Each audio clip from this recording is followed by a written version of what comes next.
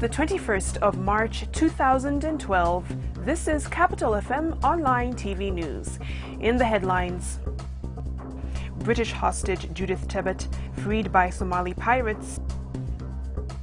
Raila refuses to respond to IEBC chair intimidation claims. IEBC denies bias in general election date decision. And Ongeri skips MP's grilling over cancelled results. Good evening, I'm Victoria Rubadiri. British hostage Judith Tebbit, who was released on Wednesday morning after 6 months of captivity in Somalia, was flown to the British High Commission in Nairobi. The 57-year-old was whisked away by embassy officials upon landing at the Wilson Airport on a chartered plane from Somalia. She told Britain's ITV News earlier that she was happy to be released but sad that her husband David was killed in the September 11 attack on the Kenyan beach resort where they were staying.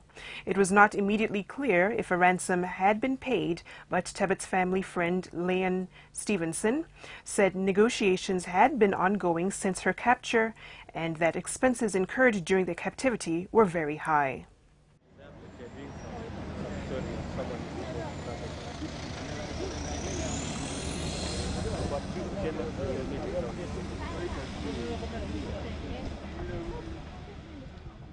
Prime Minister Raila Odinga has declined responding to allegations that he intimidated the chairman of the Independent Electoral and Boundaries Commission, Isaac Hassan, following the announcement of March 4th as the general election date. The PM, who was meeting visiting Massachusetts Institute of Technology students at his office, walked off on journalists after they asked him to comment on the allegations.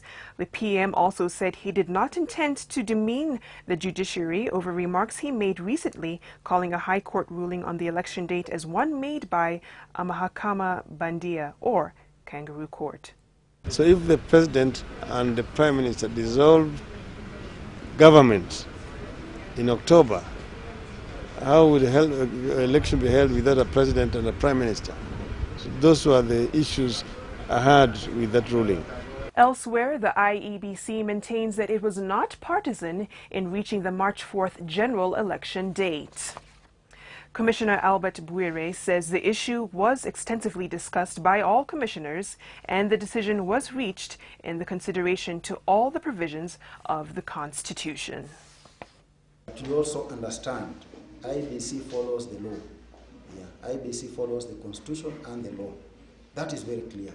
A hearing by a parliamentary committee on the cancellations of the results for 3,000 KCSE candidates flopped on Wednesday after Education Minister Sam Ongeri was a no-show.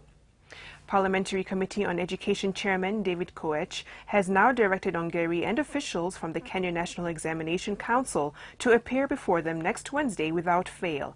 Koech says they want the Examination Council to justify their action. Last week, Dugis MP Aden Duale, on behalf of parents and 1,600 students from northern Kenya, petitioned the House to investigate the cancellation of results, which affected 3 counties in northern Kenya. And that wraps up our stories for the day. Thank you so much for joining us.